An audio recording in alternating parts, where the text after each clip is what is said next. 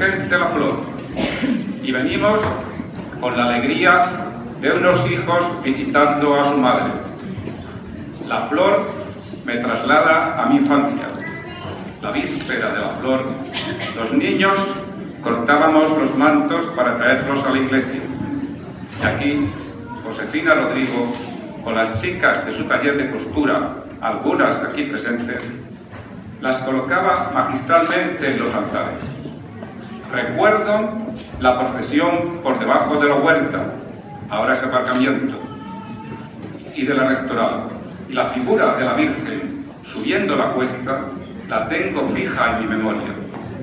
Recuerdo días de la flor de intensa lluvia y, cómo no, recuerdo el nordeste de la flor.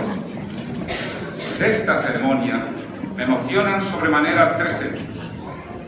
El momento en que la Virgen cruza el umbral de la puerta y sale a la calle. Ese momento inunda mis ojos de lágrimas.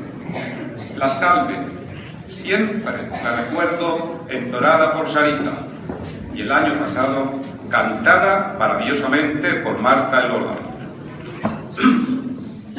Y la despedida, la salida de las aldeanas caminando hacia atrás, sin quitar sus ojos de María, me produce una intensa emoción. Felicito a los que durante todo el año se molestan en preparar esta fiesta. Esta tradición, heredada de nuestros antepasados, no puede perderse. Un pueblo que abandona sus tradiciones es un pueblo que pierde su identidad cultural. Voy a entregar las rosas. Estas hermosas rosas se van a marchitar, pero guardarlas en el corazón y no olvidéis, no olvidemos que la Virgen de la Flor está aquí en Pría esperándonos durante todo el año. Gracias, señora, por estar en Pría. Gracias por ser de Pría. Y gracias por salir a pasear por esta hermosa colina de Pría. Dirige tu mirada sobre esta parroquia y extiende sobre toda ella tu protección. ¡Viva la Virgen de la Flor!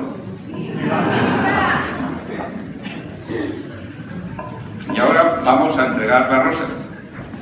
Empezamos con los niños nacidos durante este año.